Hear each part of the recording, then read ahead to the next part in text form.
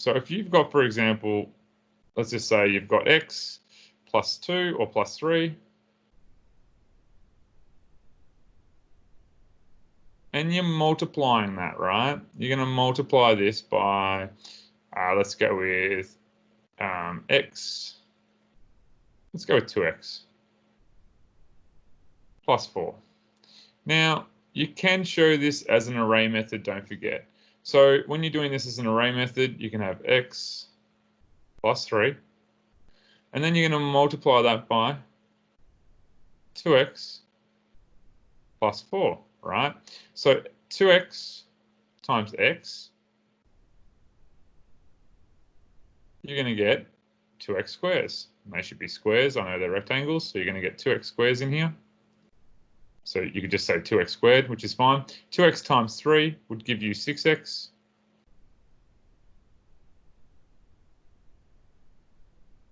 X times 4 would give you 4x. And 4 times 3 would give you 12. So that's the array model, and I'm just going to write this as 2x squared. So, I mean, alternatively, you could just do multiplication this way, which would give you 2x squared, x times 4, which is, this x times 4, because we've got x times 2. So we're multiplying this x first. We're taking this x and we're multiplying it by 2x, right? And then I'm going to take it and multiply it by the 4. Gives you 2x squared plus 4x. And then I'm going to take the 3.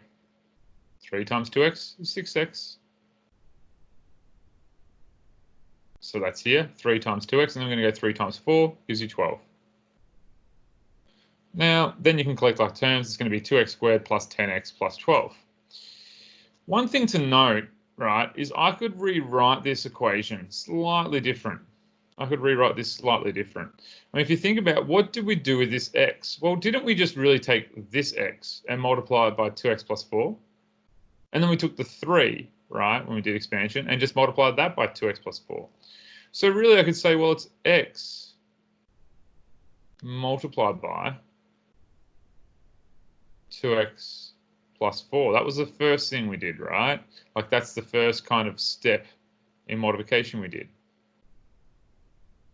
Right, and then we took the 3 and multiplied it by 2x plus 4.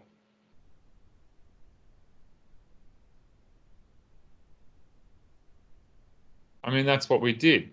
So what we've done is when you've got this x multiplying by this and the 3 multiplying by this is multiplying by the same thing, right? And this 3 is also multiplying by the same thing.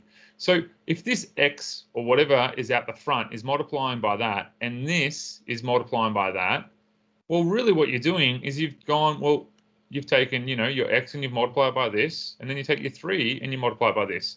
Well, it's the same thing that I could write this way. X plus 3 is multiplied by 2x plus 4.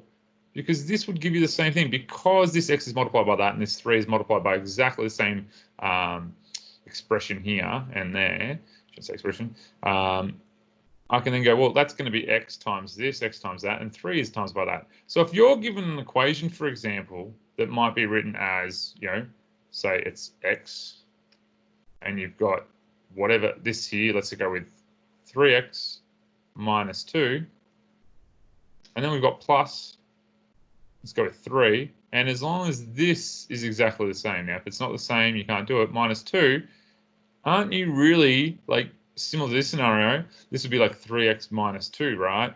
You're multiplying the x and you're also multiplying the 3 by the same thing. So I could rewrite this as x plus 3 multiplied by 3x minus 2. Because that x is going to still multiply by the same thing, and the 3 is going to multiply by the same thing. So that's why what we can do is if you've got two terms and you're finding that they're multiplied by the same thing, you can actually then write them in this format here. And that's one of the tricks that we can do, and hopefully that explains why. So just lastly to note, if you've got, say, for example, 3x and we multiply this by whatever's in here,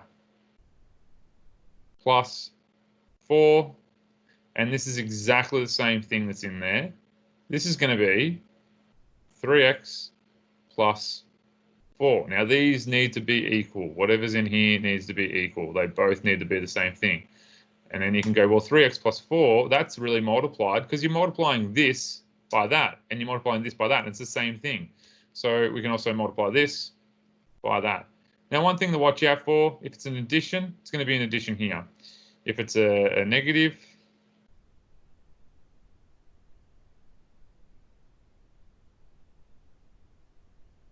well, this is going to make negative 4 times all these things. That's positive 3x. So that's just going to be 3x minus 4, which will be negative 4, times by everything.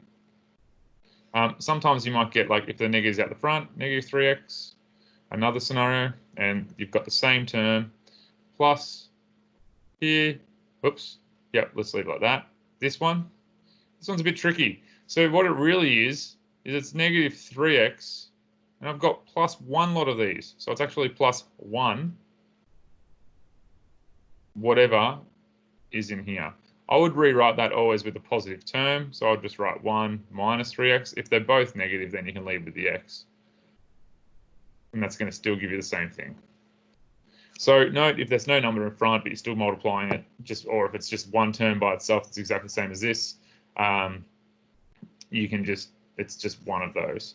So hopefully that one there, and that's why we can really term when we've got two factors and they're multiplied by the same sort of an expression within there. I shouldn't really say expression, but if they're multiplied by the same factor in here, so x is multiplied by this factor, positive 3 is multiplied by this factor, well, I can just go x plus 3 multiplied by these because you'll get to the same result.